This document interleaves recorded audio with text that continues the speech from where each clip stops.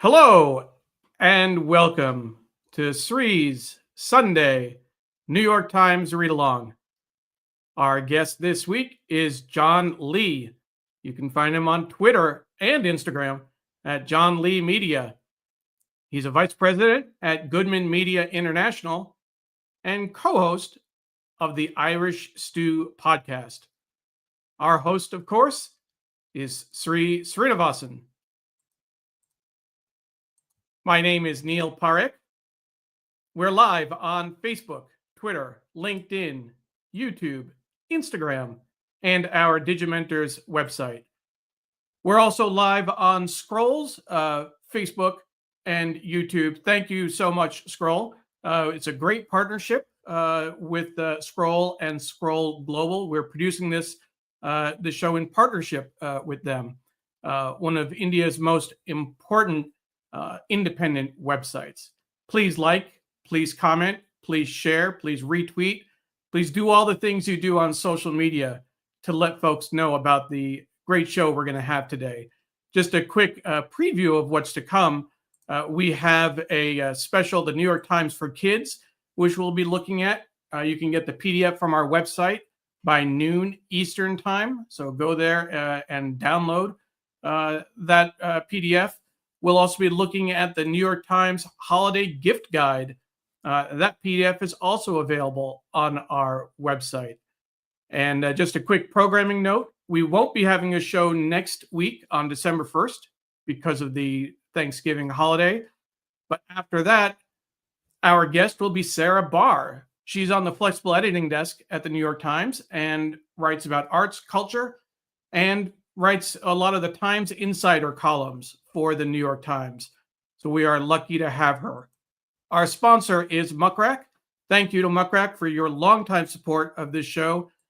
And of course, the show is produced by Digimentors, the social digital events AI consultancy that Sri started with his colleague Andrew Lih several years ago. And now, without further ado, we'll bring on our host, Sri Srinivasan. Sri, good to see you. Hello, Neil, and hello, everybody. Welcome to the New York Times Read Along. We are delighted to be back with you. We were away, Neil, in Dubai at the Dubai Future Forum with our friend Andrew Lih, and we were there to amplify one of the world's biggest events. There are 2,500 attendees and 250 speakers, the world's largest gathering of futurists. Let's show people that Museum of the Future again. It's such a striking building. That's where we were inside that. That's the museum that you see there. And on the top floor was where most of the events were. But it's a fantastic, the fantasy, like when you say fantasy from like that kind of fantasy, when you say incredible, it's hard to believe there is such a building like this, but that's Dubai for you. And we had a lot of fun. Andrew was doing a lot of his signature 360-degree photography. He was doing his Wikipedia profiles. Neil was being professional cameraman, taking great photographs, doing Facebook threads, Twitter threads, all of that stuff. I was interviewing folks. It was just a lot of fun and just great to be with Neil and Andrew in Dubai. And then we had another photo showing us what the inside of the museum's like. And there you can see we're in and all that writing you saw on the outside is writings by the ruler of Dubai talking about the future.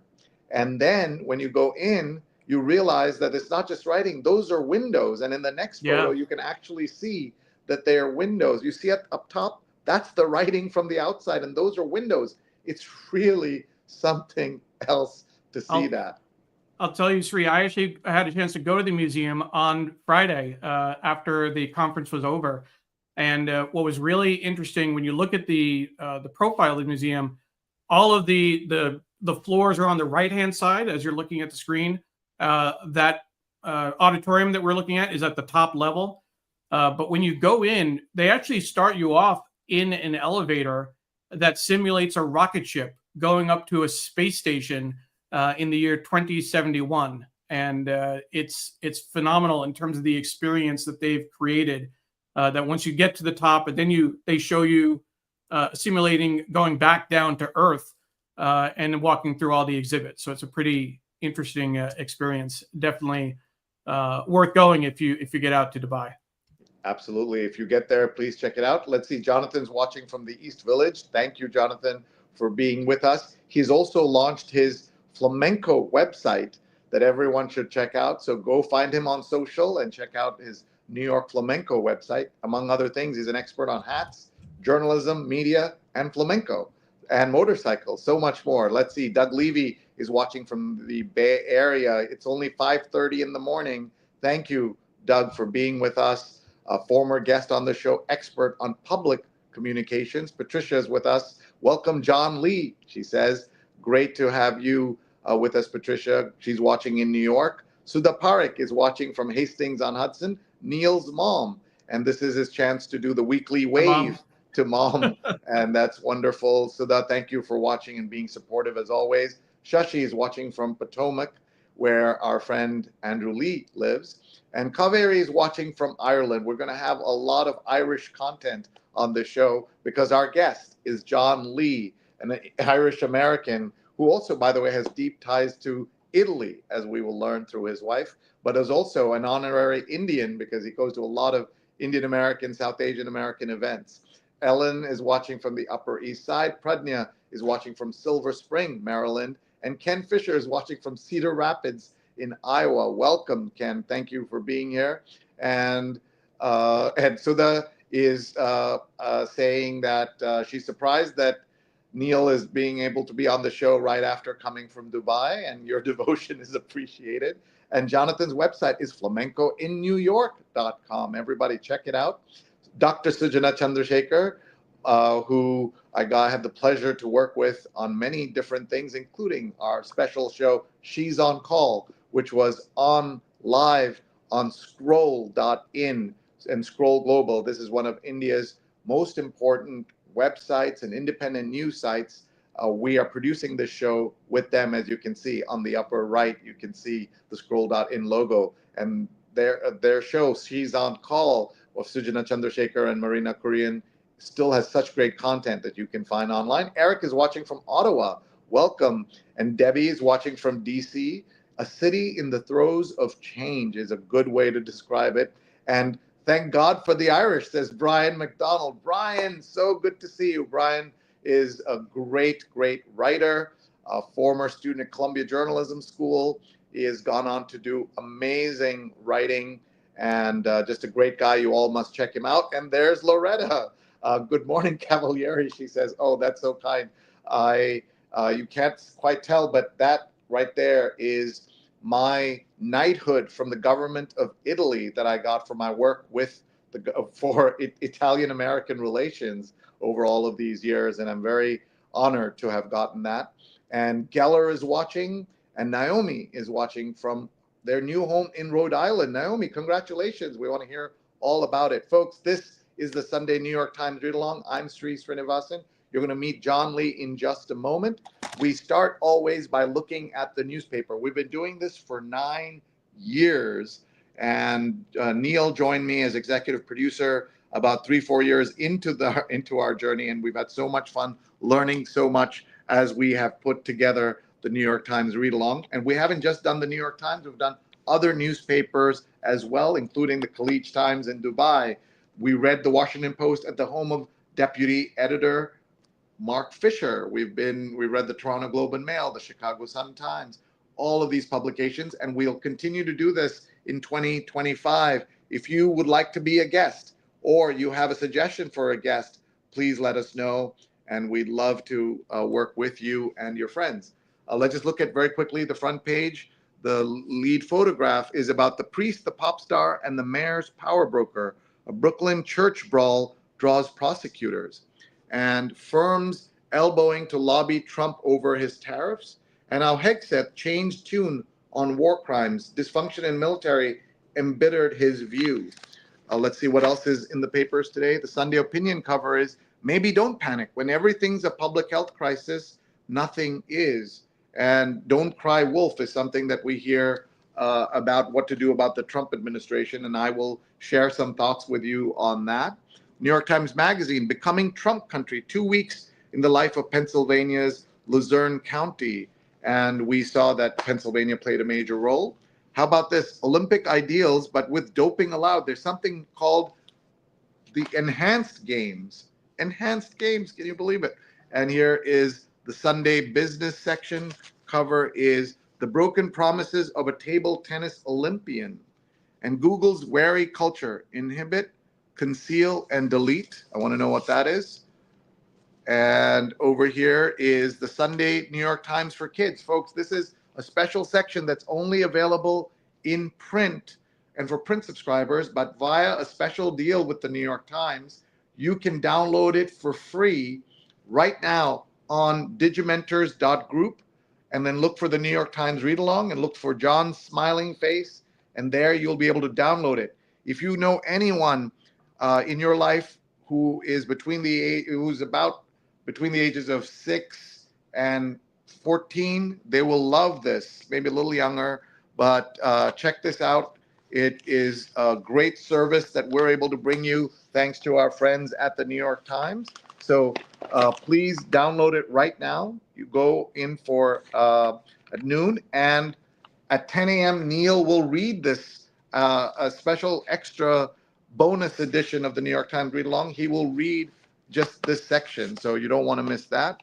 And then the New York Times book review, I think the cover got moved, but here's the book review. And Arts and Leisure, Johnny Carson and the Fantasy of America. He ruled America for 30 years, late night, but there was a darkness at the heart of his appeal. I had no idea. I want to learn about that. And the Metropolitan cover is Delicate Creations in an Uncertain Future. A vendor in Manhattan's Chinatown is finding it difficult to make a living. And then finally, the real estate cover is A Life Built on Beautiful Illusions for Alice Mason, a real estate broker to the elite, and master host. One event would change her legacy and cause a rift with her daughter. So much going on in the paper. There's also the holiday gift guide, and we'll talk more about that as well. So much going on, folks. Thank you for joining us from around the world. Paula is watching from Tallahassee. Thank you, Paula. Diane Stefani is on the road to Ann Arbor. How cool is that? So thank you very much for being with us. We love having you here. Sweet. And in honor of my daughter, that New York Times book review cover is worth showing. It's Taylor Swift. There's a whole article about how a book about how she's upended the music industry. Do you have the cover? Or I do have the cover. I'm going to show it to you. Taylor Swift. Here she is. And there we go. Yeah, and the cover is how she's transformed the music industry. And the book, it's called Heartbreak is the National Anthem. Taylor Swift, for all her power, was not able to deliver a victory to Kamala Harris. But, of course, I'm sure got a lot of young girls, I mean, not young girls, their parents and young women to the polls. I will say that one of the things that was been upended in this election cycle is the way that the people on the right make fun of Hollywood elite, the George Clooney's, Meryl Streep, Taylor Swift, Beyonce, and talk about how they have too much influence on progressives and liberals. But we've also discovered that in this election cycle, Joe Rogan, Elon Musk, people like that are also celebrities, and the elite on the right. Many of them are very deplorable, but that's another story. So that's one of the many things that has changed in this election cycle. All of you who are watching, please tag your friends so that they can join us live or later. We're on Facebook, Twitter, Instagram, YouTube, LinkedIn, and on Digimentors.group. Please take a look and tag your friends, or as so many people have been doing already. We like that. And Sujana says, Tay, and Aishwarya is watching. And I love that your daughter is a Swiftie, she says about young Emily. So with that, I think we are ready to go on and bring our guest. But I'll just say, look what Diane's doing, tagging Jennifer McGuire. Everybody do that. Tag a friend so that they can join us. I know John has been sharing, and he's been very patient in the background. Let's bring him on. Our guest today is John Lih, a dear friend who is here with us. Hi, John. Thank Hey, you Sheree. for being here. Thank you. We appreciate your time. Tell us where you are at the moment. Actually, I'm in my office, Goodman Media International, a public relations agency where I've worked for about 9 years. And I've got to know them. Tom and team are fantastic. We got to, I got to go there and do one of my AI workshops. And we also work with them with one of our clients. And it was such a pleasure to work with them. So hello to the Goodman team. Folks, John is a dear friend of mine. We've gotten to know each other very well over the years. John is my Irish brother. And John, tell us about your Ireland connections. Well, my grandparents all came from Ireland, and I grew up in, with a strong Irish American identity, but not to the point of step dancing and tin whistles and all that. It was more that sort of Irish Catholic upbringing. But I always kept in touch. I took a course in Irish history in college. I threw some very good St. Patrick's Day parties, but it was about the time I met you, Sheree, back in maybe 2010, that I really started exploring the Irish world. I kind of got pulled in, and I found every time I knocked on an Irish door, the door opened, and I said, let's step through that door, and I kept exploring. I joined the Irish American Writers and Artists, a new organization that has been really doing well and really growing.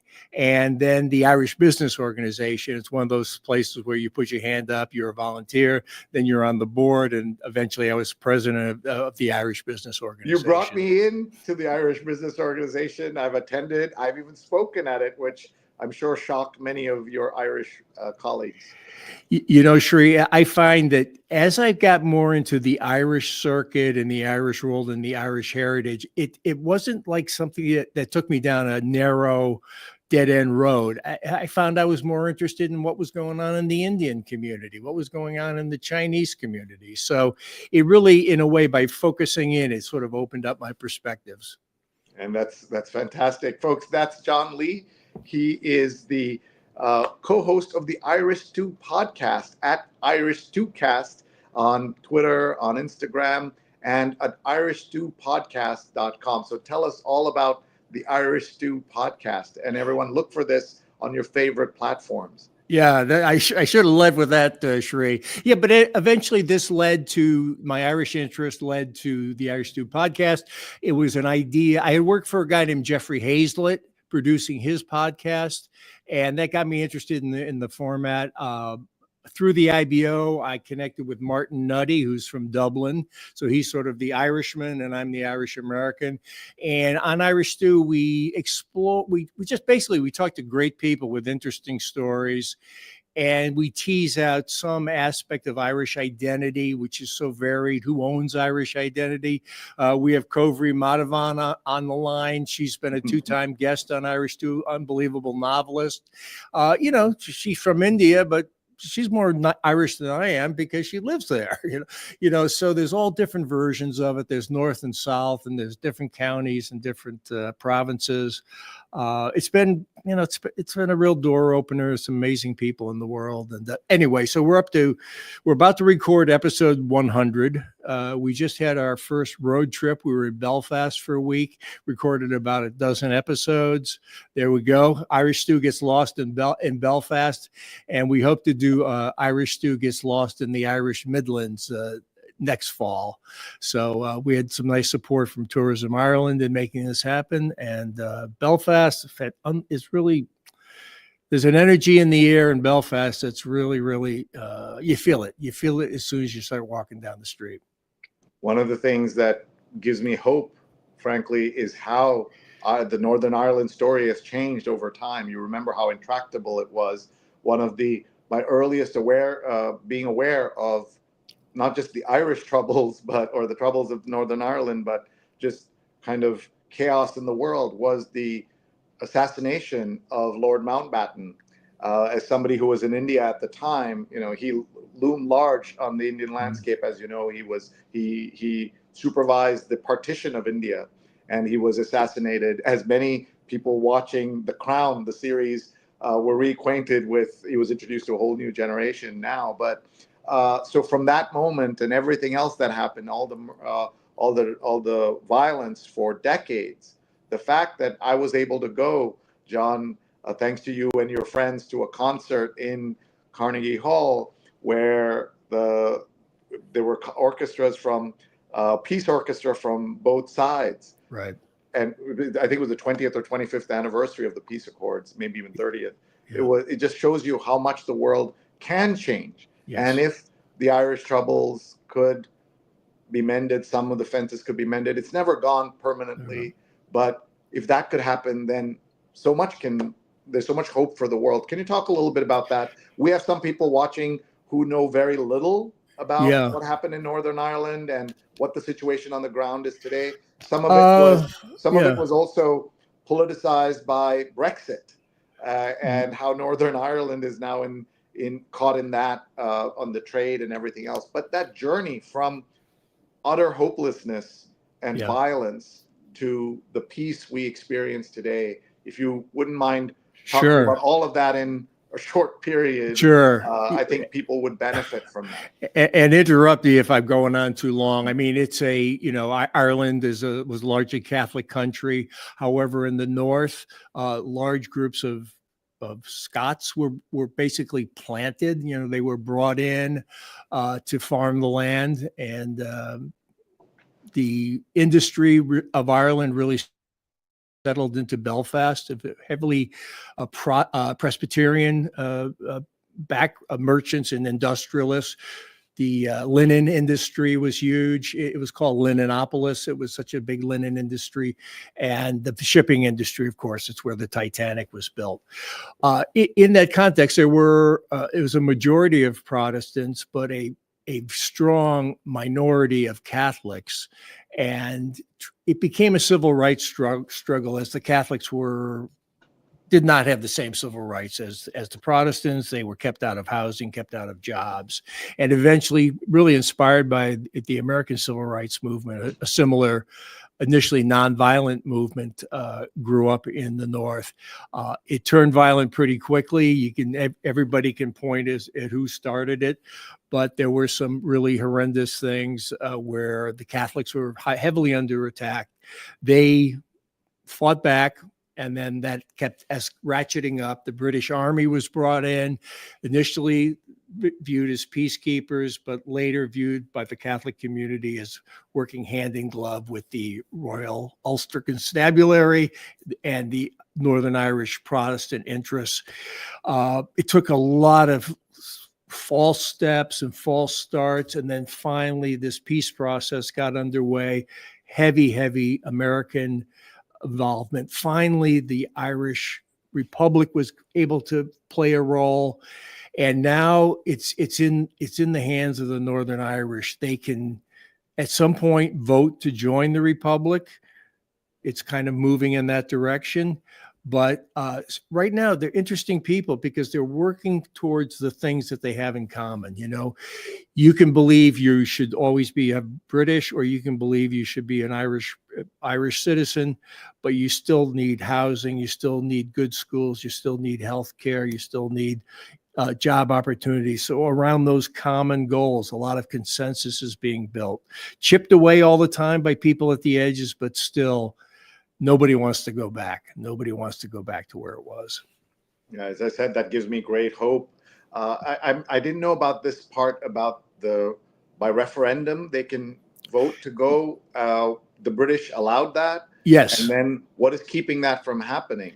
It's sort of reaching a critical mass.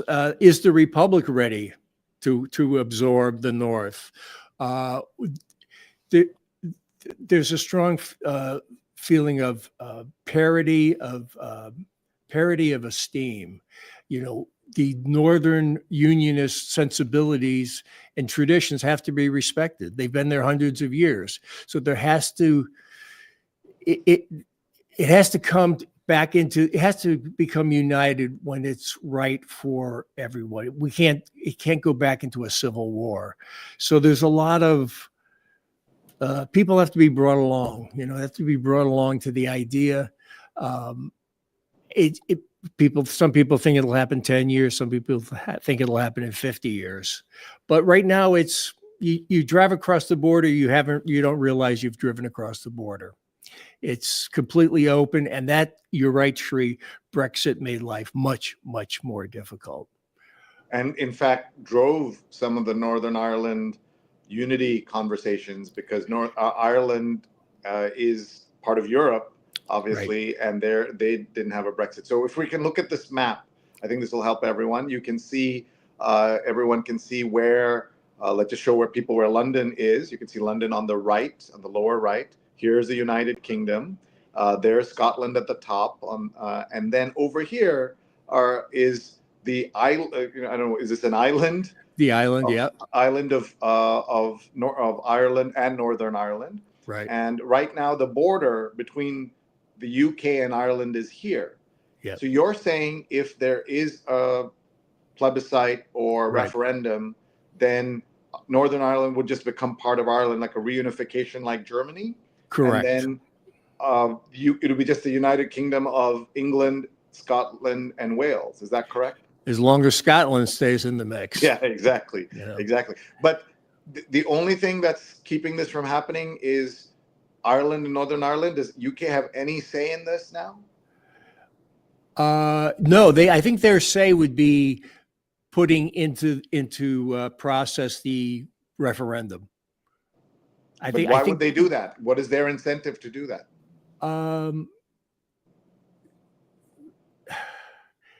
Northern Ireland's been a very, very troublesome place for the United Kingdom. And they may, why did they give up other colonies, Sri, right? They hit a point where it wasn't really making sense for them. This is a different situation in Northern Ireland and Ireland, but it was part of the peace process that the people will later be able to determine. And there's some kind of mechanism. I'm not sure of all the little facts and figures, but there's a mechanism through like kind of the Secretary of State, whatever that title would be in the UK, who would put into motion the plebiscite. So I don't pin me down too much on the details, but there's a time where they'll call when the time feels right to various parties, they will call this plebiscite. So one last thing about geography, and what is the whole thing called? Like, if you wanted to talk about United Kingdom as well as Northern Ireland and Scotland and everything, what is this whole thing called? The term, like for instance, Tourism Ireland was one of the cross-border bodies that was set up that came out of the Good Friday Agreement. They are the tourism body for the entire island. Okay. And if you talk to anybody from Tourism Ireland, they always refer to the island of Ireland, the island of Ireland. Their mandate is for the north, their mandate is for the south. So that's a nice already kind of cross-border. So the island is Ireland.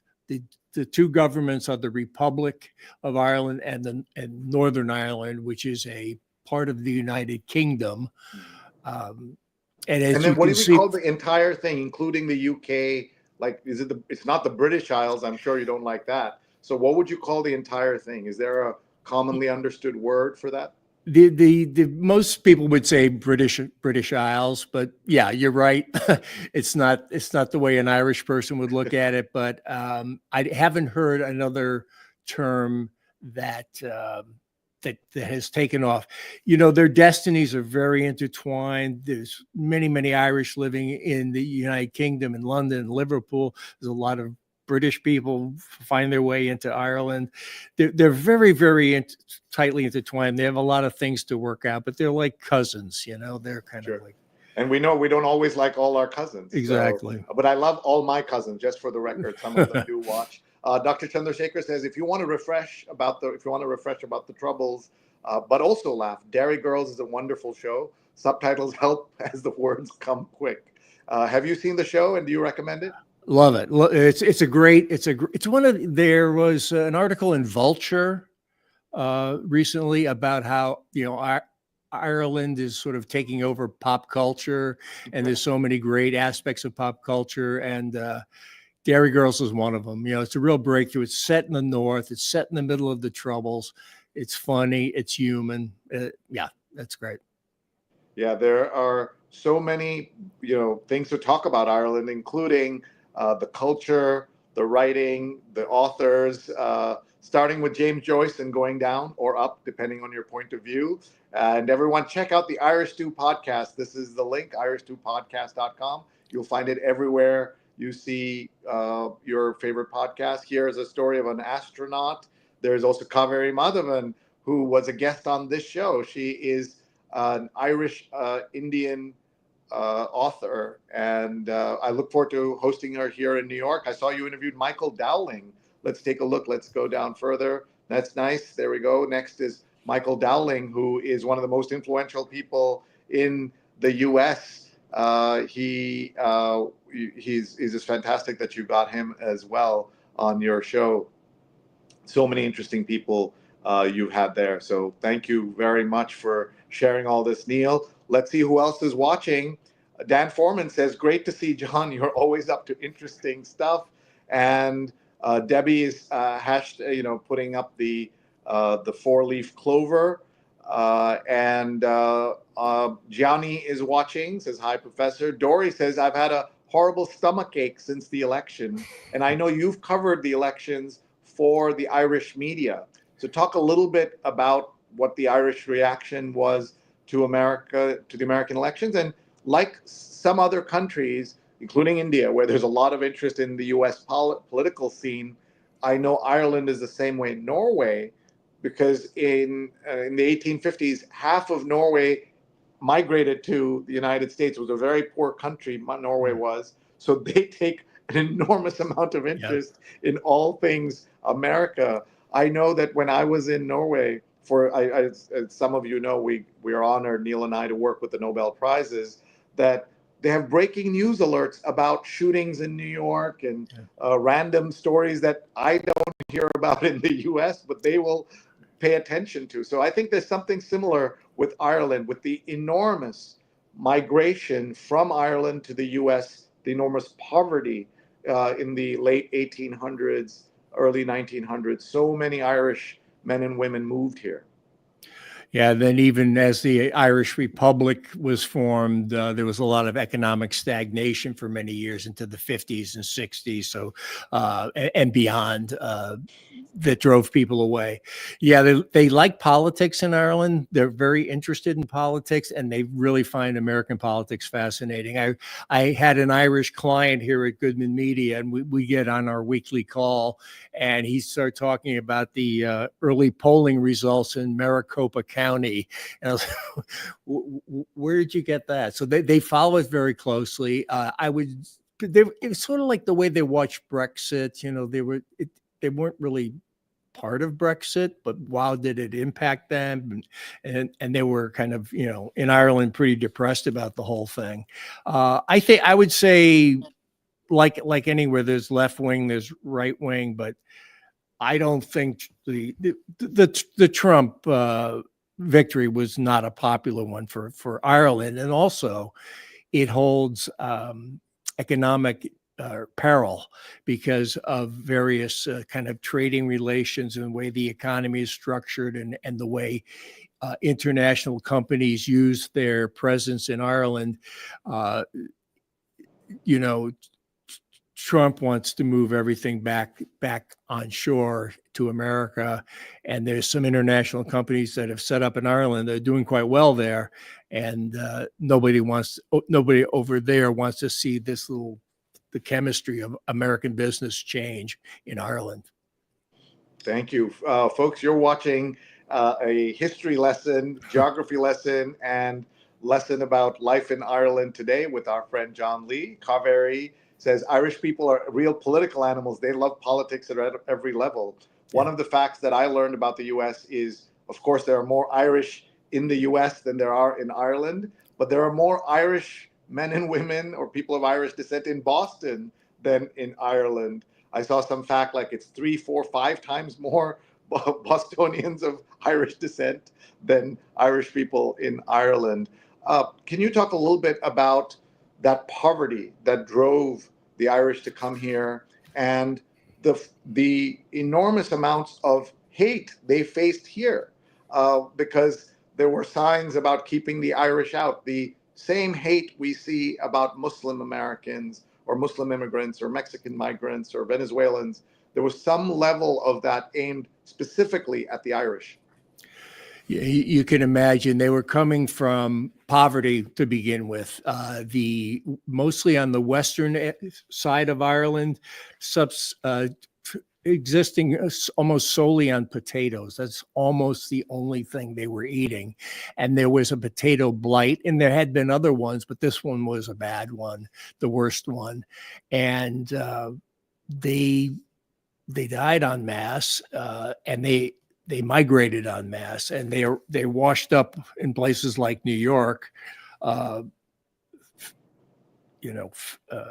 ill, starving, and often not speaking English, speaking Irish, and making their way. And they worked some of the toughest jobs that America had, mining, canal digging, laying down the railroads, a lot of mining in California, sort of chasing the silver mines, the gold mines, that type of thing, and dying at a very early age. But eventually they were able to gain a foothold. They got very involved in politics in New York.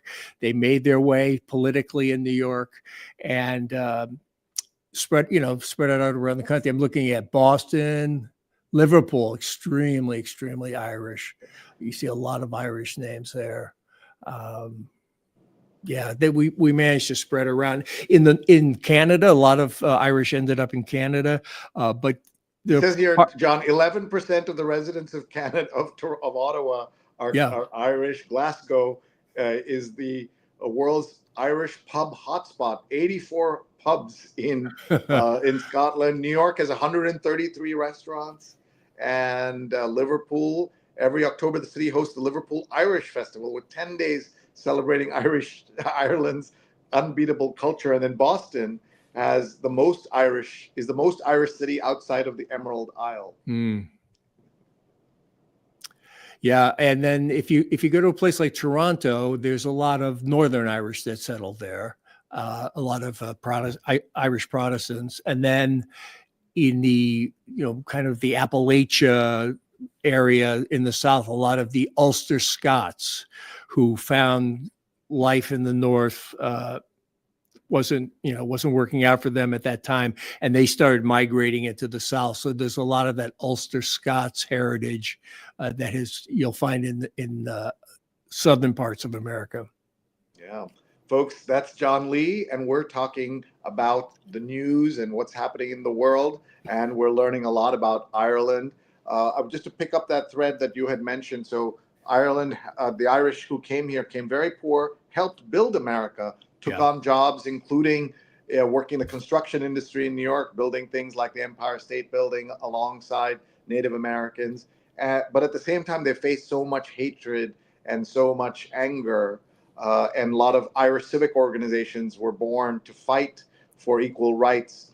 And what do you think helped in the end make Irish Americans so loved in this country, including on St. Patrick's Day, March 17th, everyone is Irish? A good friend, Peter Quinn, wrote a book about sort of the Irish American experience, Looking for Jimmy. And he broke it down to when they arrived, they were paddies. They were these kind of almost subhuman people, had no chance of advancing. They had no intelligence. They were these paddies.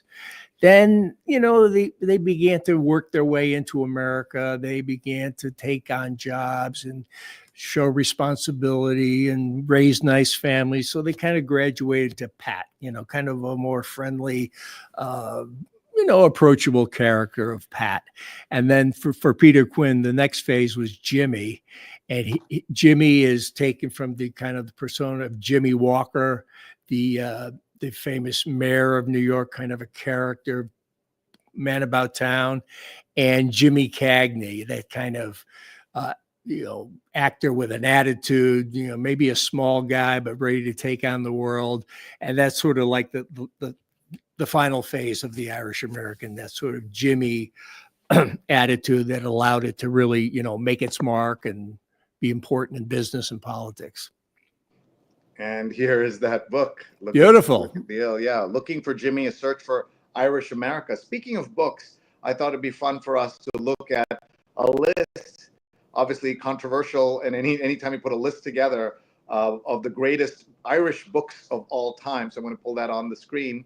And I'd like to just very quickly look through this and see what you have to say about this list and whether these are still things you would recommend. Let's see, this is a default. Yeah, this is a grid. So let's look at it like this. There's Ulysses by James Joyce, Portrait of an Artist as a Young Man as James Joyce. Jump in if you've read or want to comment on any of these books. Ulysses, I've carried around with me several times. I've made 3 dives into it. I really recommend, there's a movie that was done on Ulysses, black and white film done I think maybe in the 50s or 60s. And it's set in that time. It's not set in the time of Ulysses, but it'll give you enough feel for the book to fake it in a cocktail party that you actually read the book. I did read Portrait of the Artist, and I've read The Dubliners. And the Portrait of the Artist starts heading towards what you'll find in Ulysses, towards the end. It gets more, you can sort of feel the shift of his writing that takes off in Ulysses. And a lot of people, as you said, say they've read it more than have actually been able to read it or finish it. But look at all these other titles: Waiting for Godot, Samuel Beckett, another Samuel Beckett book here, W.B. Yeats, The Collected Poems, and then Flann O'Brien. To talk about any of these, Elizabeth Flann Bowen. O'Brien, I just read, oh gosh, what was the name of it? Help me out here, Flann O'Brien. Writing under... It's okay. Let's keep going. Here's Elizabeth Bowen, Sam Beckett. Here's Sheridan LaFanu. I don't even know how to pronounce Sheridan LaFanu. And then yes. Yeah. We interviewed. We had an episode. One of his books was made into a film. Has been made into a film several times, and then there was this latest rendition of it, and we had the lead actress, the producer, the director. I see 2 Sheridan LaFanu books here, and Oscar Wilde. Look at these, are legendary names of English literature, right? Jonathan Swift and Edna O'Brien. You see all these great names here. And Seamus again, any Heaney. reflections? Seamus Heaney is a really pivotal poet from the North, and he comes up in so many things in an Irish context. If you're at one thing I noticed, like in Irish events, business events, they always include some poetry. They always include some singers. They always include art. It's much closer to the surface. The arts and culture to, let's say, an Irish politician tends to be much more, you're not an outlier to know poetry in Ireland. It's sort of, you should, and you do. And this is of course a subjective list. There's something called the Greatest Books website, and they list the greatestbooks.org. So I'm sure this can be controversial, but just I've got the bee sting there. The Bee Sting by Paul Murray. I've got that on my night table. It's just up a little bit. And it's good to see some diversity here, John. I see The Henna Wars by Adiba Jagardar, and reflects a little bit of the changes happening in Ireland. Very multicultural in Ireland right now, So anyway, we're not going to debate all of these books. There's George Bernard Shaw. And then there's that very famous book about people who want to understand the Irish influence in the world. I'm forgetting the title, but it's called The Irish Change the World or something. I think it's How the Irish Save Civilization. Okay, so not just change the world, save civilization. Folks, jump in with your comments about books. Here's Ken talking about some of the books, and the book that John mentioned, Looking for Jimmy, A Search for the Irish in America. And then I do want to, since we mentioned our friend Kaveri, who was a guest on the show, her books. One is The Inheritance by Kaveri, and historical fiction. And everybody check it out, please. And then here is another one of her books, The Tainted, and it has a great quote from Shashi Tharoor, a moving story compellingly told. And the Times says, Kaveri Madhavan draws out powerful themes of identity and belonging to give heft to this evocative and affecting novel. And the Irish Times, this beautifully written novel, tells the tragic story of two people caught in a no man's land of identity. Utterly mesmerizing and engrossing, beautifully crafted, says Eastern Eye. So Kaveri, everybody check out her byline, and look at this, a wonderful story by a very wonderful writer, Sebastian Barry.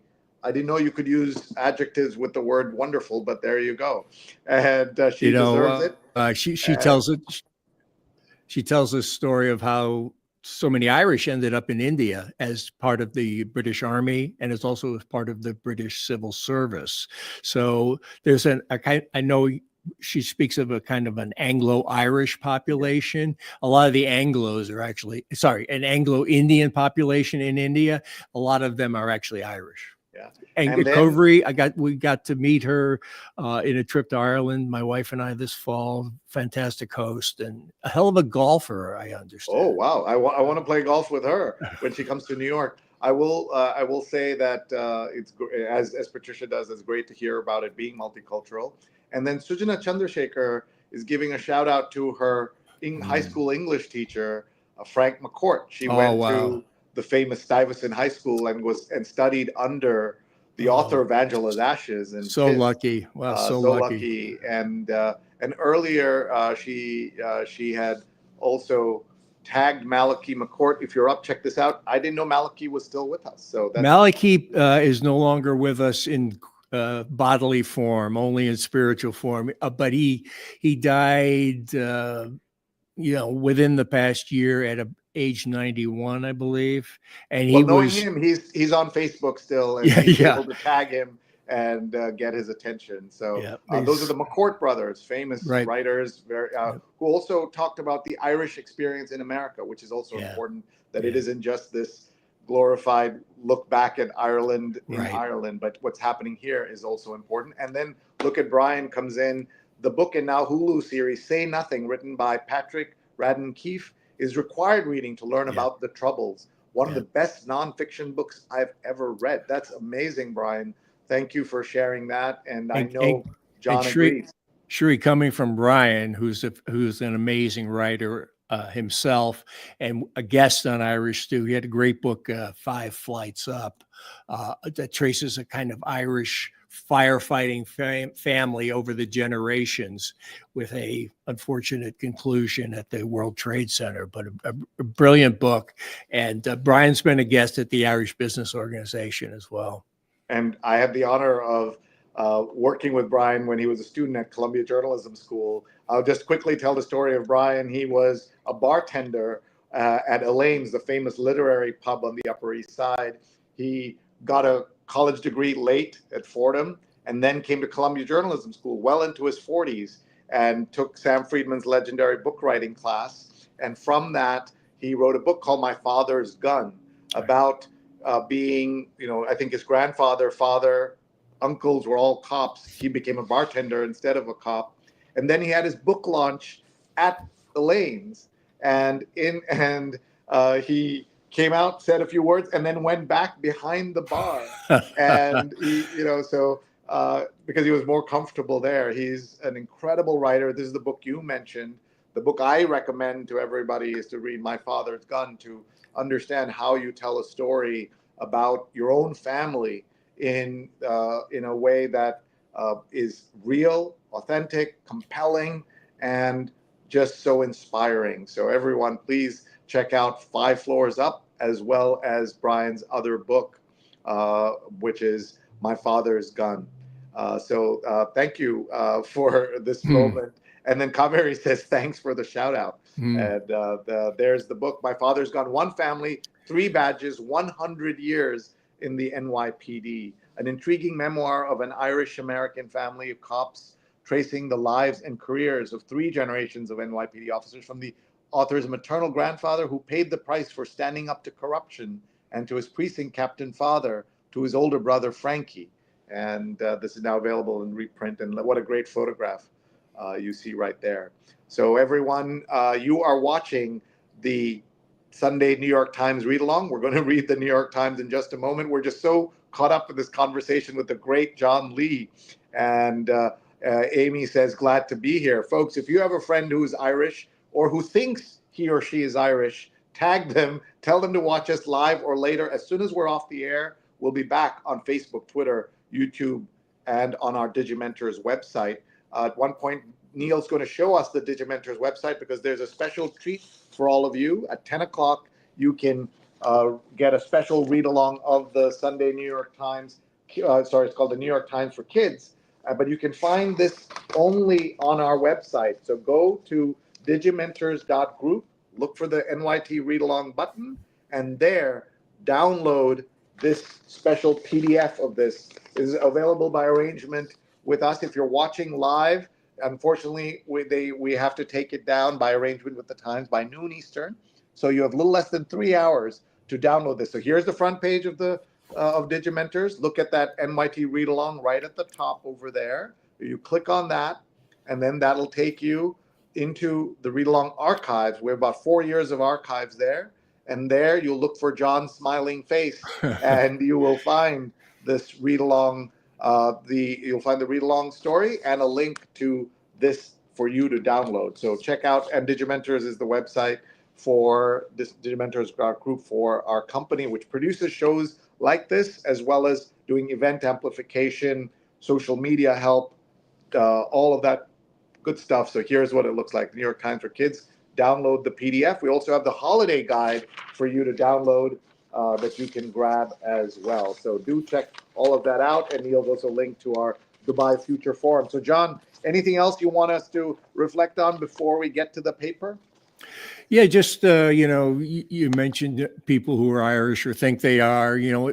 I think the Irish of today are, at least the people I know, it's a pretty broad tent.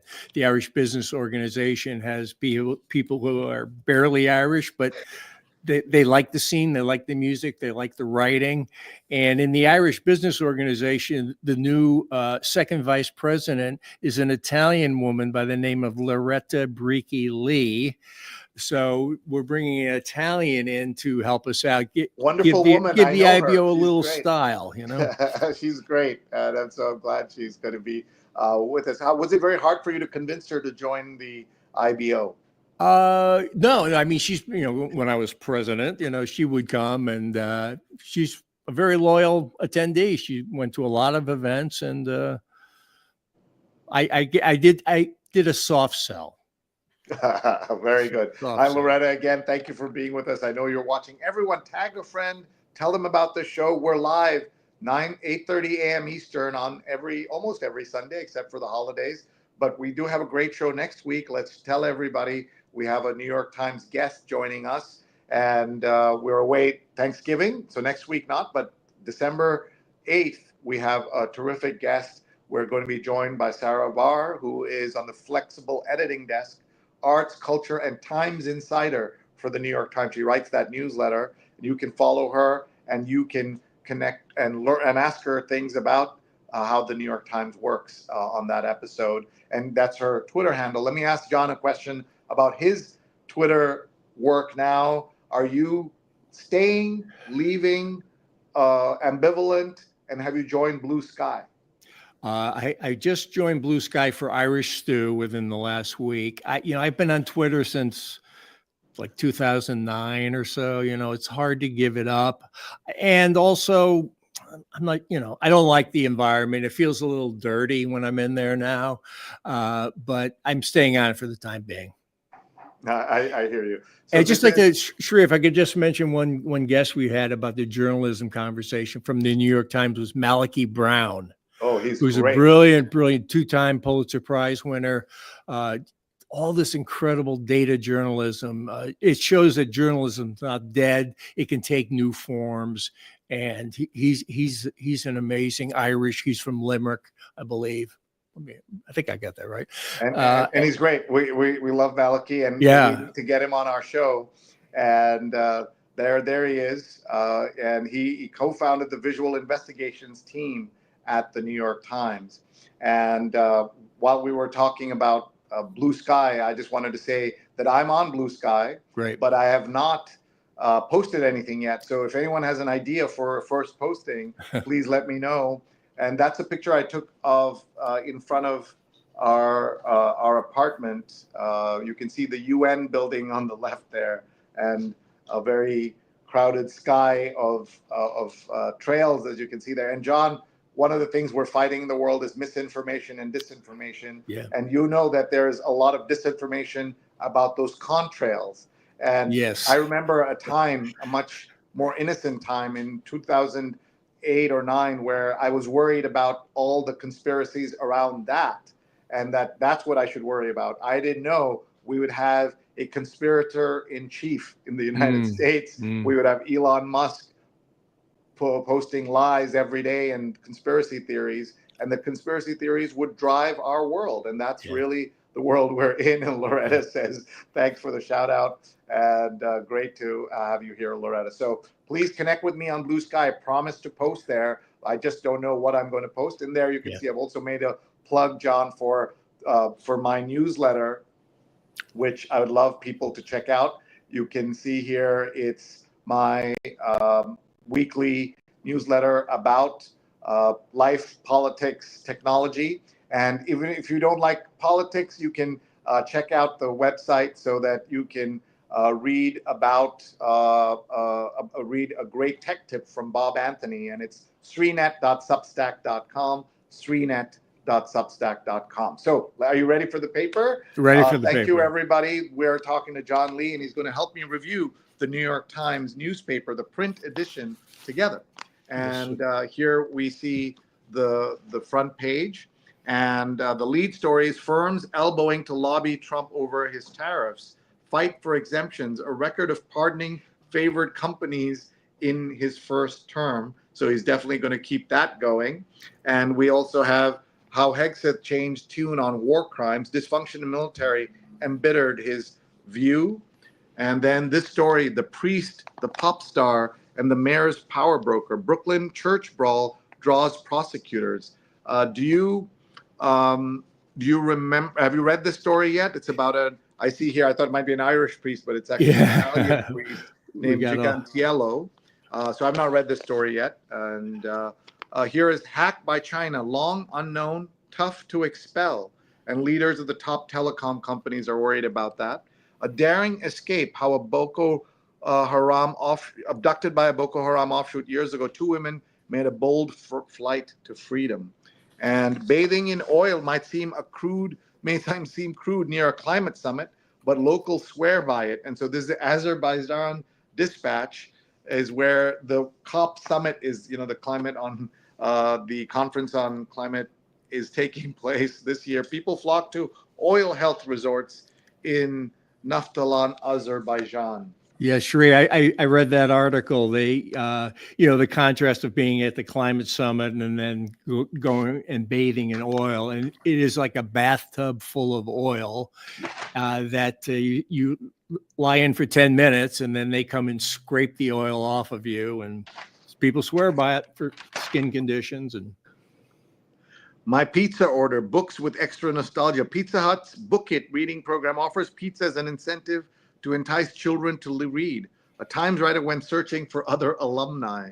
I'm not familiar with, and this is Sarah's piece. So Sarah's going to be our guest December 8th, everybody. So check that out. And headline from history, President signs anti-beer measure. Doctors lose right to prescribe beer. This is from 1921. On this day, President Warren Harding signed into law a bill ending doctors' freedom to prescribe beer to patients. And this is where you say the long arc of history, how it changes. What would it be like if the Irish didn't have beer? Well, yes, they have Guinness. We interviewed an Irish brewer on Irish Stew as well. So the resin itself is a bit toxic, but for skin problems, the resin really helps. This is a doctor talking about that oil treatment that we were talking about. Say something about Guinness, and are there other good Irish beer brands people should know? Yeah, Guinness is the king, of course. There's another stout that I like called Beamish. That's more of a Cork area stout. And then Sullivan's a brewery in Kilkenny, revived by an Irish American from Buffalo. It's older than the Smithwick's brand. Their signature is a kind of a red ale, but they make a really nice stout, and they're doing extremely well in Kilkenny. They have a brew pub and a great tavern, and Sullivan. So you can get it in the United States too. Great. By the way, I'm just going to take a break here to let everyone know about the New York Times for Kids special section. A reminder, I just got a request asking to review the instructions on how to get this. So you go to digimentors.group. There you will see the New York Times read along, and there by noon Eastern time today, Sunday, if you're watching live, you can download this. Get it for kids ages 5 and up, or kids who will be 5 and up in the next year or so. Download it, give it away as a gift. It's a PDF. You can email it to all your friends. It's something that your kids will really enjoy, or the kids in your life, your neighbors, your grandsons, granddaughters, etc. So check it out. They say no, it is not, grown-ups are not allowed to read this, but we're big fans. And at 10 a.m., Neil will do a separate read along on this channel with that. So if you have kids in your life, tell them if they can get to a computer at 10 a.m. Eastern, we will give them a chance to read along with this. So stay in, curl up, and chill out, I guess, plans for the holiday season. So everybody check that out. And Sujana says, when I began my residency, only in 1986, we could prescribe beers to the patients at the Manhattan VA hospital to prevent withdrawal symptoms, to prevent, I don't know what the DTs are. Maybe I should. I guess it's some kind of withdrawal symptoms. But that's what Dr. Chandrasekhar says. So everyone, this is how only in 1986 this was an issue. By the way, how to avoid contentious holiday gatherings after the election. And they have some suggestions. Be strategic, connect without confrontation is the suggestion. Where is Thanksgiving for you, John, this year? Well, it looks like it's going to be at our house. We're having a few people over, and my wife will be cooking, and I'll be, I'm not sure, cleaning. Cleaning. So she is telling us what it is. It's called the delirium tremors that are part of the withdrawal process. Sorry, I didn't know that term, but thank you. And when a medieval scourge sorcery is blamed on a tragedy, retribution is ghastly in Papua New Guinea. My father was India's non-resident ambassador in Papua New Guinea and talks a lot about enjoying his time there. So this is one of those countries that doesn't get in the news much, and when it does, it's stories like this, unfortunately. My father, sure, I was just throwing, my father served there in World War II. Are you? Oh my God! So both our fathers went there. That's amazing. Different lives at that time, of course. Climate talks forge an agreement on funding, but only after a bitter fight. Critics say $300 billion per year for developing nations is a paltry sum, as 1.3 trillion is needed.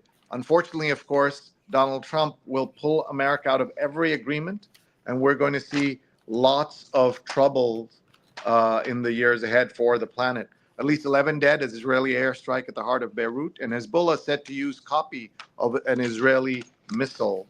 6 years after kidnapping, she escaped terrorists. A Christian UNICEF nurse abducted by Boko Haram offshoot faked a conversion. How interesting for her to get out. And that's her story right there, Faina's story. And corruption crackdown is unraveling in Brazil. I was hoping we'd find a story about Ireland in here. You also had an Irish, Indian, openly gay prime minister. And that was a great moment in the world. And of course, it did. Americans and Indians were very proud of that. That was before Rishi Sunak, the prime minister of England, before he became prime minister. And the vice president of the U.S. is, of course, Kamala Harris. So talk a little bit about that. How did that happen, that a minority like that in a Catholic country could become prime minister. And the prime minister has a special title in the local language that I've never actually pronounced myself. It's the, I'll probably not say it like a real Irish person, but the Taoiseach is the prime minister. And it was a guy named Leo Varadkar, who was the first gay and, Asian let's just say Taoiseach, Prime Minister of Ireland. I don't know. He rose up in the party. The Irish are having an election right now. I think it's coming up very, very soon. They have a very short election period. And it's basically two parties that are kind of the Republican and Democrat, sort of the two main options. But it is a multi-party system. There's the Green Party, there's Sinn Féin, which comes out of the Irish revolutionary world. And that's really rising in the polls apparently right now. So, Ireland's going through elections and they seem a lot more intelligent than the ones we have here. Sudha says, thank you, John, for this history lesson. And Kaveri says, an Irish gin called Maharani Gin has taken the market by storm. Indian wife and Irish husband team from Cork blending Indian spices to produce an exceptional gin. That's really interesting because at this moment, there's a huge surge in gins made in India, in the state of Goa and elsewhere. And last night we were at an event where the gin from a town called Jaisalmer was very popular. We should also, if we're talking about alcohol, we have to talk about whiskey for a moment. Scotch whiskey gets all the attention in the world, but Irish whiskey is its own thing.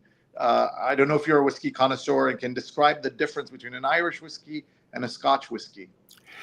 Irish whiskey is really reviving. It had shrunk to basically 4 brands, but now it's everywhere. We've had many distillers on Irish stew, and great variety, really creative stuff. I think the difference was the Scottish is more like peated than the Irish whiskey.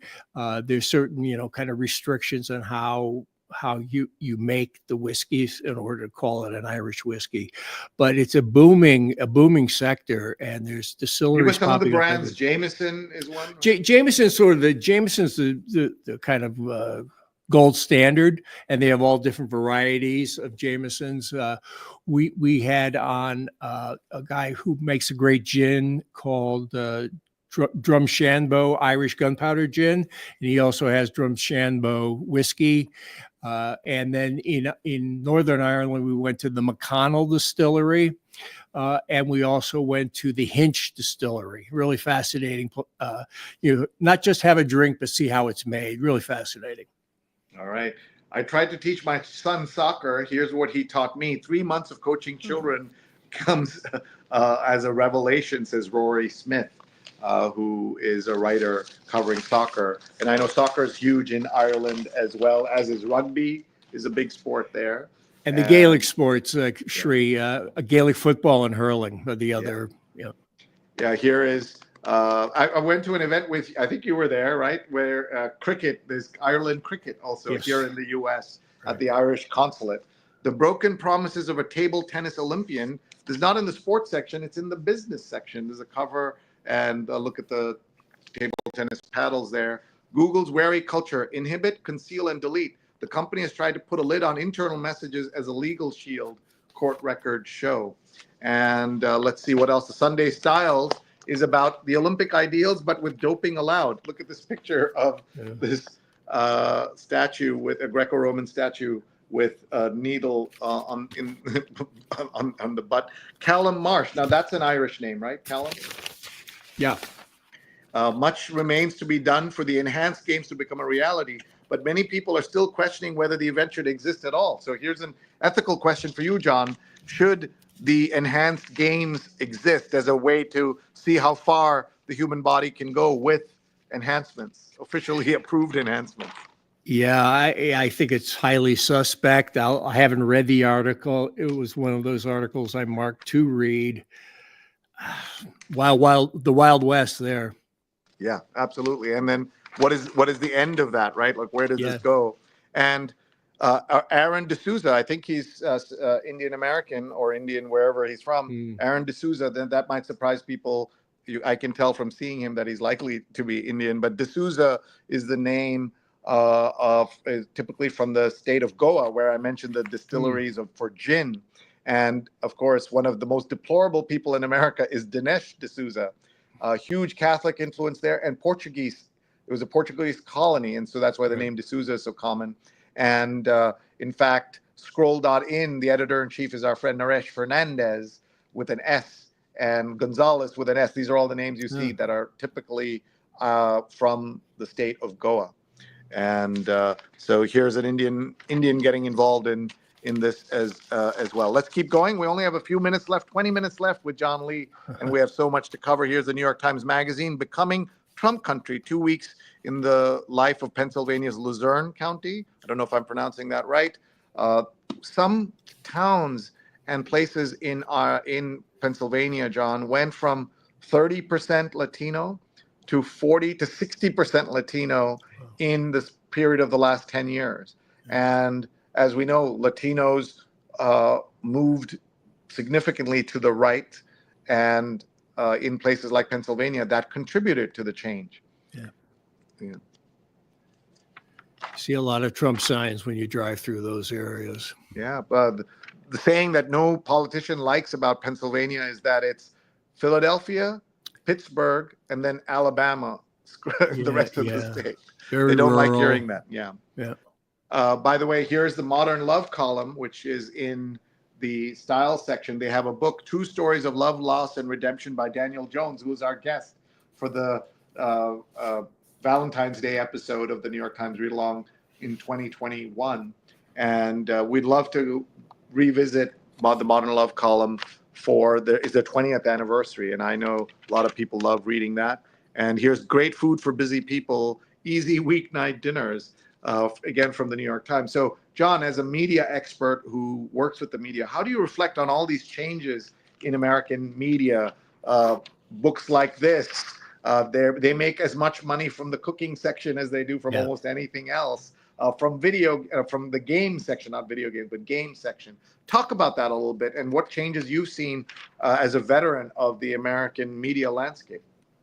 Well, I'm on the public relations side professionally, so I see it diminished newsrooms, smaller staffs, kind of overwhelmed reporters. They're getting hit by too many PR people for article ideas, but also within the sort of decline of some of the mainstream media brands, an incredible number of niche media outlets have opened up that are read by, they might have a small readership, but they're exactly the readership you're trying to reach. I'd be trying to reach in public relations. So it feels like journalism's in decline in some ways, but it's really opening up in some other areas, serving very specific niche audiences and being on Substack and things like that, as you are, Shree. Thank you. The interview by David Marchesi, I think that's his pronunciation, of Dr. Ellen Wiebe, I think that's the pronunciation, helped me understand my mom's choice to die. And basically, people want to live unless their life is unbearable. I think that's true. Now, this is the part where we put you on the spot. I don't know if you know this, but one of the things we do, John, is we pull up the ethicist column and we ask a quick question. And there's no right or wrong answer. But in this question was, basically, I'll summarize it since I read this. A young lady says that it's sometimes easier to get into college if you ask for a particular major, knowing you don't want to do that major, but you want to get into that college. And then you can switch majors later. So there might be a major that's easier to get into and that gets you in. So the question is, what do you think of that? Is it okay to lie about your interests on your college application? And if you want to talk a little bit about your own college experience, you're welcome to do so. I don't have a big problem with that. I haven't read all the ramifications of if there's a big scholarship connected with it or something like that. But, on the surface, I don't have a problem with that. I went to Connecticut College in New London, Connecticut.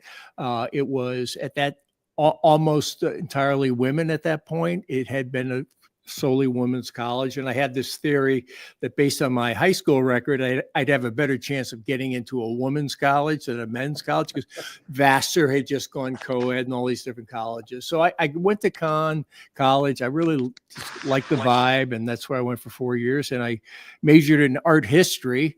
A lot of women's colleges had very good art history departments. So I sort of found my way into this very good department. I knew nothing about it before I went to Connecticut College, and I became an art history major. And I did work in the National Gallery of Art for 4 years. The key painting in the National Gallery was the painting by Leonardo of Ginevra da Benci. And that's my daughter's name, Ginevra. Oh, wow. So you did that on purpose. That's great. Yeah. I love that. I love that. Folks, this is the New York Times Magazine. I'm just going to go in and show you the Sunday magazine cover because we're in a rush here. Maybe don't panic. When everything's a public health crisis, nothing is. By Jennifer Interlandi. She's talking about now that we have Dr. Oz and RFK Jr. both running America's healthcare system. What are the ramifications going to be? It's going to be awful. They're saying don't panic on everything. But this is my lesson, John, from the last time, from 2016. I spent 2017 or 2015 to 2020 in Trump derangement syndrome, where everything was an 11 on a scale of 1 to 10. And I think it's bad for everybody to do that. Yes. Instead, because then when things are really at a 13 or a 15, no one will listen to you. Right. So watch, pay attention. And something my daughter said, let's give the administration a chance to prove us wrong. Like, let's see. They haven't done that yet. Every single choice has been a choice between a bad option and a horrible, worst possible option. He has chosen that. But let's see if we can give them a chance. Unfortunately, nothing in his record shows that he will pivot in any way. How about this story, John? Johnny Carson and the Fantasy of America. He ruled late night for 30 years and looms over the culture to this day. But there was a darkness at the heart of his appeal. I have not read the story. It's kind of a shocking headline for me because I think of Johnny Carson as this sweet, innocent guy. So I don't know what the story is. Have you read this yet? I did, yeah. Because tell us about it. I read it, and Johnny Carson was very much in my my life, my upbringing, and he seems kind of like a guy who existed only when he was on TV. He was only alive and existing when he was on TV, and the dark side, trouble with it, frequently divorced. Apparently, he had some drinking issues, but yeah. Martin's watching. Martin, hi, thank you for watching. Great friend of the show and great friend of John's. Headlines are increasingly crafted primarily as clickbait rather than revealing the content or article. Interesting, very well said. Mary C. Curtis, who hosted with me multiple shows on Scroll.in and Scroll Global for the election, says, do you think non-news and niche publications will flourish as some exhausted folks check out post-election? I think there's going to be a lot of new podcasts, newsletters, things about positive news, non-political news, things like that. But my message to people is don't check out. We need everyone to pay attention.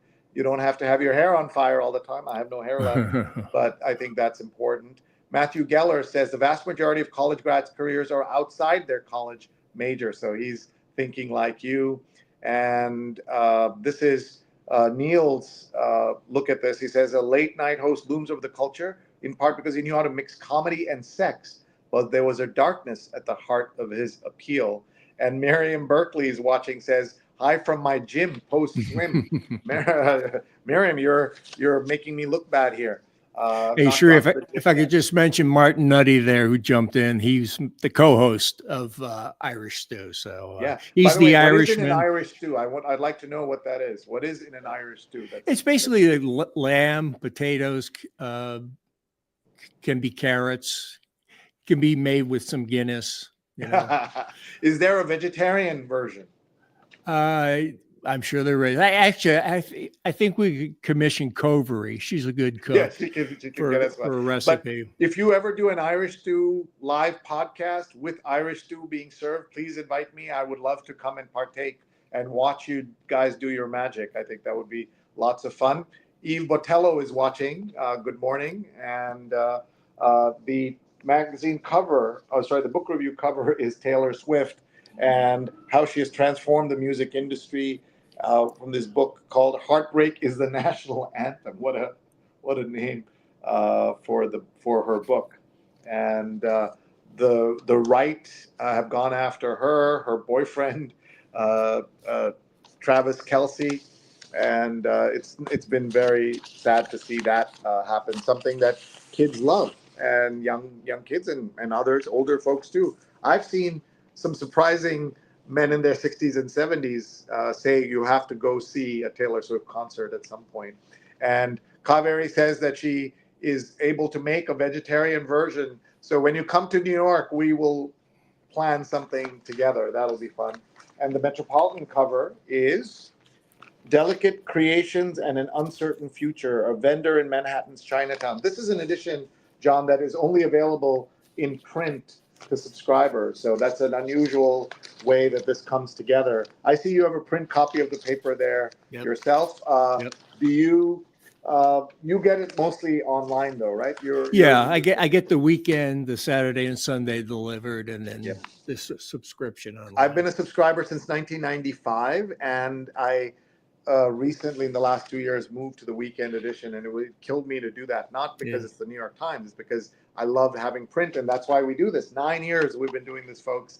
This is the Sunday New York Times read along, and we are very grateful to all of you who watch. We have a couple of great shows coming up before the end of the year. We're off next week, but we are going to be back on December 8th with Sarah Barr, who writes the Arts, Culture, and Times Insider newsletter for the New York Times. So you will love listening to her and meeting her. So folks, tag your friends, hit repost, reshare right now like John did earlier, and this will be available. The recording can be seen by your friends around the world as soon as we're done. Real estate cover, A Life Built on Beautiful Illusions, about Alice Mason, a real estate broker who apparently had a lot of issues that she was dealing with. She has hosted presidents, actors, writers, and business moguls at her well-known dinner parties. So between this and the Johnny Carson cover, they're going into people's dark sides that they may not have known. There's also the holiday gift guide. Now this and the New York Times for Kids are both available on our website at digimentors.group. If you go there, look for the New York Times button, and there you'll see John's face, and then you click in, you will get these. You can download to have these. So even if you're watching around the world, you're not a subscriber to the New York Times, you can get this exclusively for free till noon Eastern. And in about 6 minutes, Neil's going to come on and host the New York Times for Kids read along. Once a month, we do this. It's a new thing, and it's so much fun. So check all of that out and find the PDF for kids. You'll definitely want to see that. So, John, what I want to do now is, as we wrap up, I want you to take a little break, and we'll come back to you with some final thoughts on people who want to understand Irish culture, Irish history, and also talk a little bit more about the Irish Stew podcast. And I know Martin's watching, so you can have extra stuff to say about the podcast, I'm sure. So we're going to take John off camera. We're going to bring Neil on, and Neil and I are going to tell you what's coming up. We have right now at 10 a.m. Eastern, please tell your friends to join us with their kids to watch the New York Times for Kids read along. It'll only last about 10, 15 minutes, and you can get the free PDF on the website at till noon Eastern. So if you get it by noon Eastern, so make sure you grab that. We have no show next week, Neil. We are taking Thanksgiving off, and then we'll be back December 8th with Sarah Barr, who is the Arts, Culture, and Times Insider for the New York Times. And then we'll have a couple more shows to wrap up the end of the year. And then we have a whole new slate for next year, Neil, for 2025. So if anyone would like to be on the show or suggest a friend who would like to be on the show, we've had Nobel Prize winners. We've had #1 best-selling authors. We've had editors of the Washington Post, the New York Times, other publications join us. So anyone who would like to talk about the news with us, if they have a project to promote, great. They don't have to. They just can be an interesting person. So if you would like to be a guest, contact Neil at Digimentors.group. And we need guests for about 40 Sundays next year, Neil. That's a lot of work. And I'm so grateful to you for all the effort you put in to make this a really special podcast. And so many people have seen the show and then come to us and hired us to do their own versions of video and audio podcasts. And we have really ambitious plans for the read along in the years ahead. And now we're in partnership with Scroll, which is very exciting, which puts us in front of hundreds of thousands of new followers, including they have 2 million followers on their YouTube channel. So we are very delighted to work with them. So Neil, that was a great episode with John, wasn't it? And it's not over. Absolutely. And I want to remind people, if they want to get added to our mailing list, send me an email. We send out 1 or 2 emails at most a week, just to give you the links to the show and a reminder of who the guest is. So certainly do that. And definitely, this was a great episode. You covered history, politics, geography, gin, stew, and of course the podcast that John co-hosts with Martin. So it definitely was a great conversation. And it was great to have Kaveri watching as well. She was our guest back in September. It was great to have that Irish-Indian connection in this conversation. You've actually participated in several events in New York, Sri, Sober St. Patrick's Day, and more. You're almost honorary Irish, I think. I hope so. I know if you saw earlier, but I declared that everyone's Irish today in honor of John's appearance on the Sunday New York Times Read Along. I should have worn green. Yeah, exactly. Which I should have red. also worn green. I don't know why I didn't think of it. I'm wearing my butterfly shirt. I think there's some green here, maybe not. But this is so cool that we can spend time every Sunday like this with our friends around the world, talking about the news, fighting misinformation, disinformation. And we're very grateful to all of you for being with us. So let's bring John back on and thank John for being such a great guest and giving us so much to think about.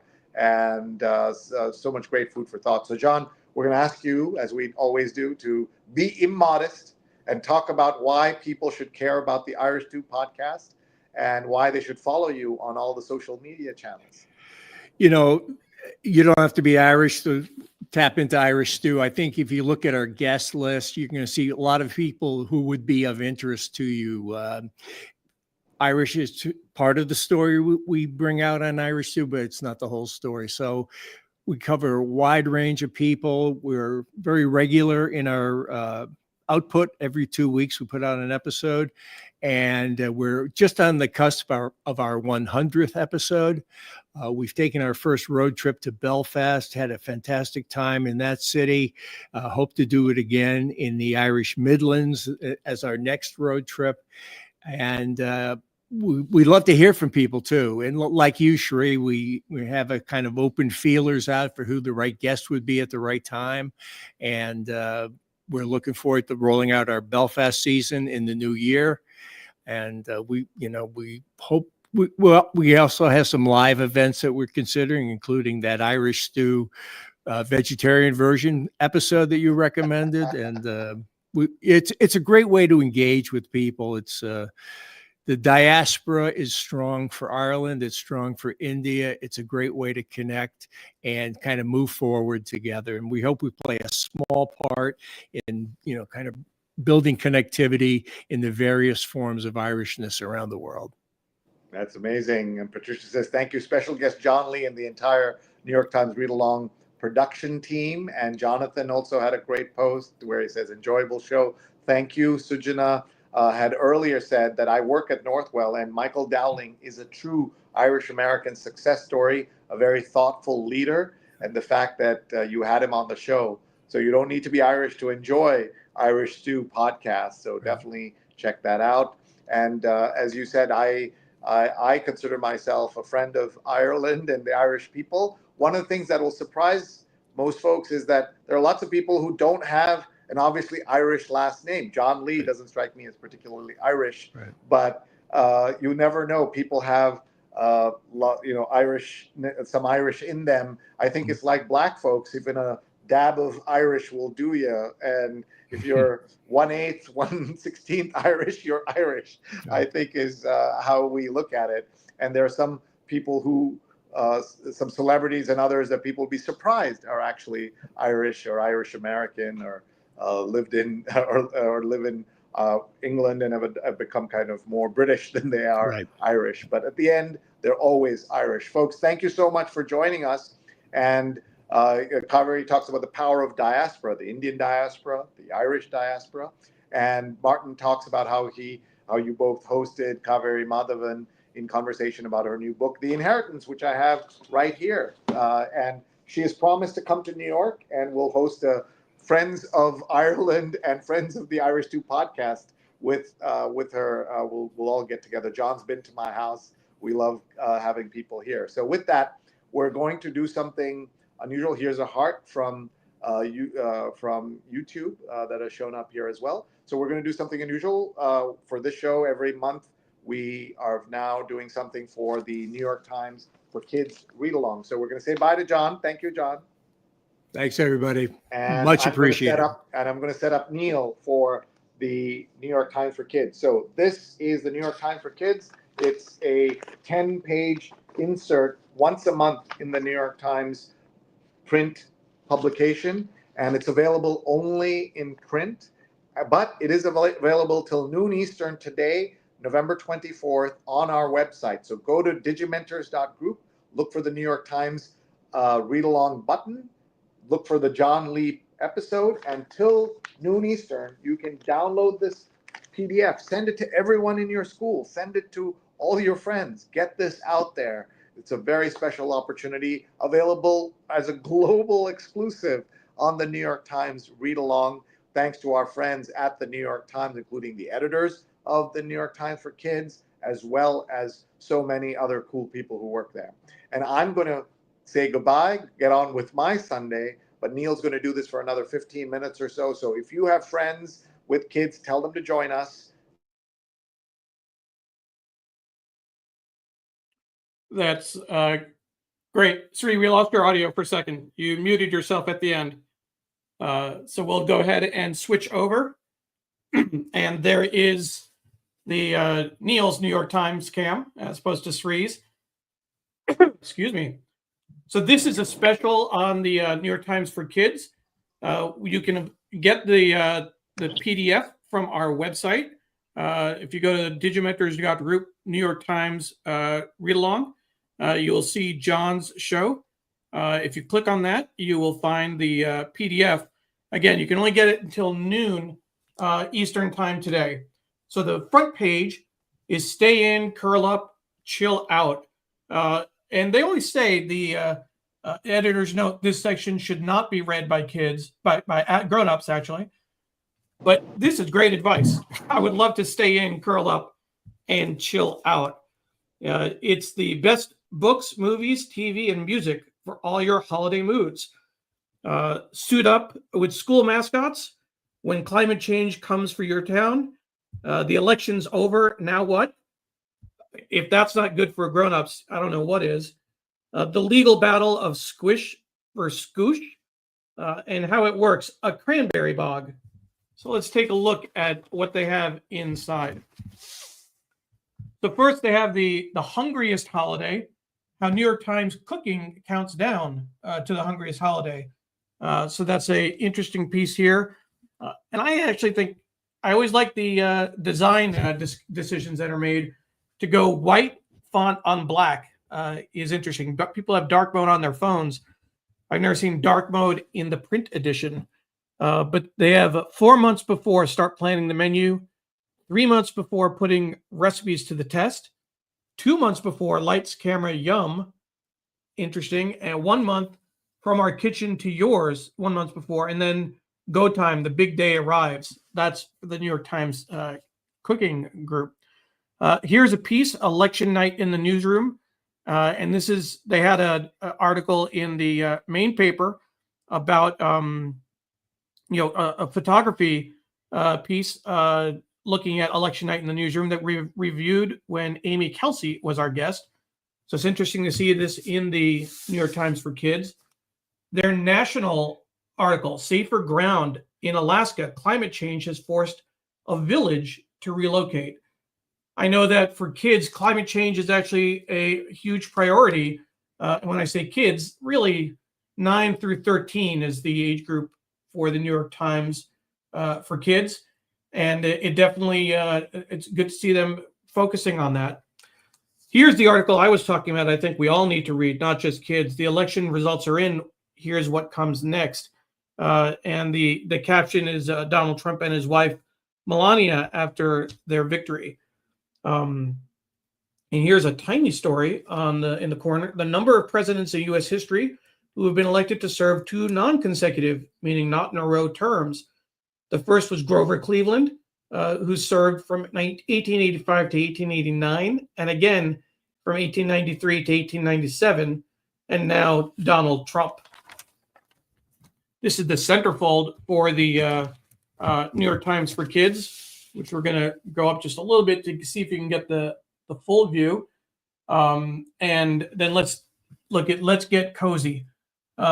15 recommendations to listen to, read, and watch to get you through the holidays. So you start here. What's your vibe? And the font is really actually small, even for me. Kind of hard to read here. But if you're annoyed, you kind of go in one direction. If you're chill, you can go that way.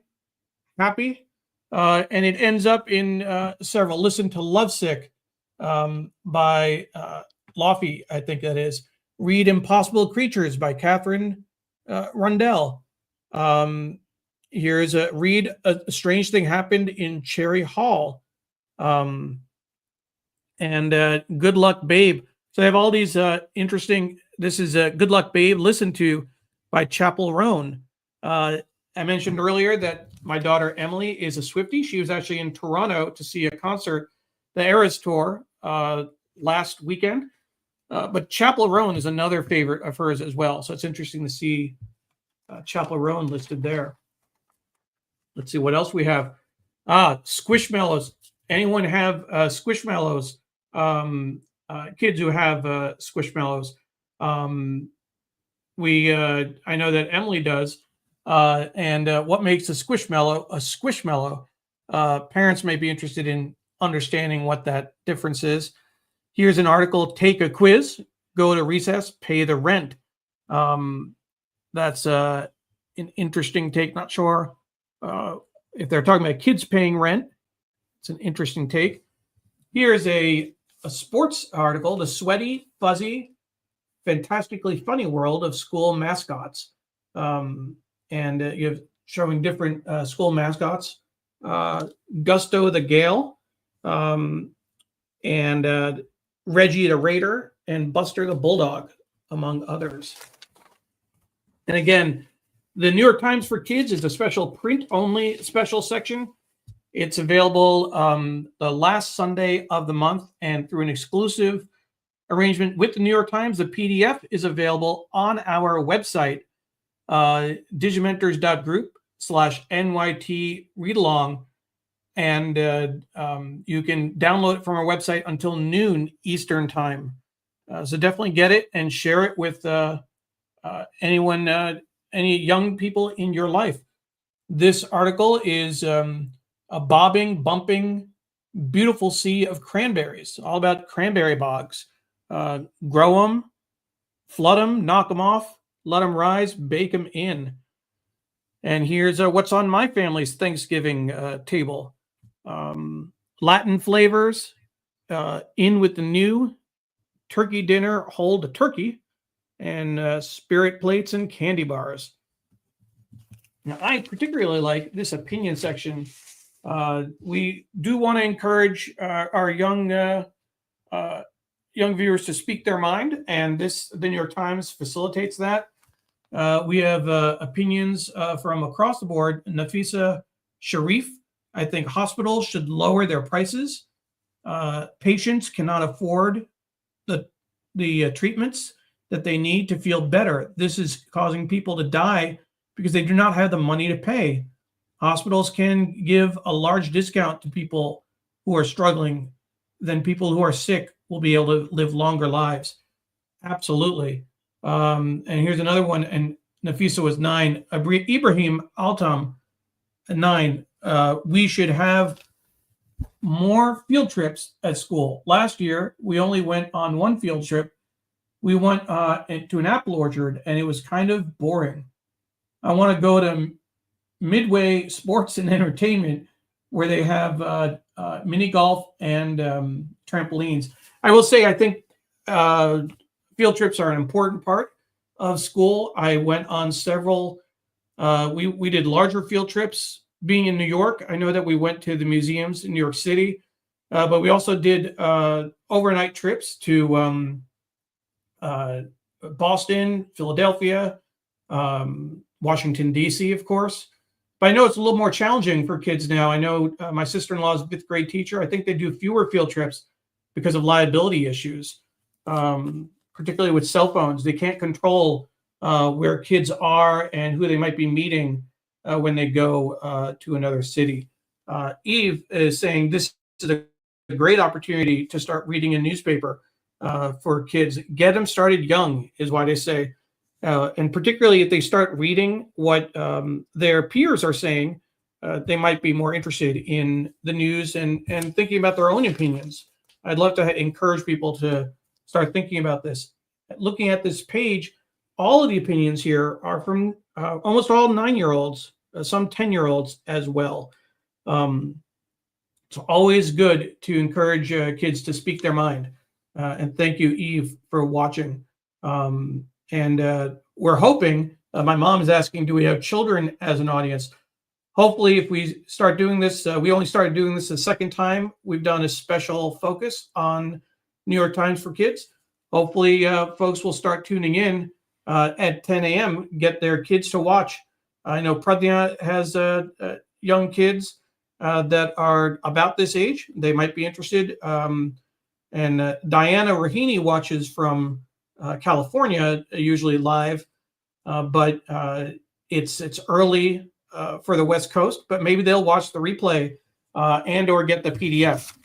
Again, the New York Times for Kids is a special print-only section. It's available on our website until noon Eastern time today.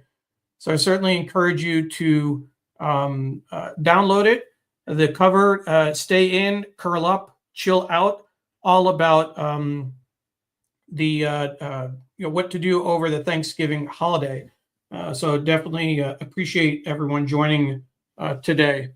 And with that, we are going to bring this episode of the New York Times Read Along to a close. Thank you for joining us. Thank you for spending your Sunday morning with us. It's always a pleasure to have you. And we will just give you a quick reminder as I come back on screen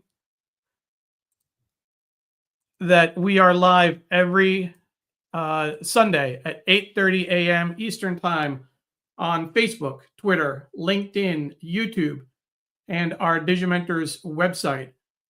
We appreciate everyone watching and look forward to having you join us in a few weeks. And seeing a comment on this, I'm not sure. Anupam is saying I wrote a piece on Azerbaijan on the FATR, the Indian wedding, the Conference of Parties on COP. So interesting. And Eve, thank you again for saying thank you. We appreciate that. As a reminder, next week we don't have a show because of Thanksgiving, but we will be joining, Sarah Barr will be joining us December 8th. She's on the flexible editing desk at the New York Times, writes about arts, culture, and is part of the Times Insider team at the New York Times. So we look forward to having her join us. Thank you again. It's been a great, great show. Amy wishes everyone a happy Thanksgiving. And Patricia wishes everyone a happy holidays as well. Thank you. And we'll see you in 2 weeks. Bye-bye.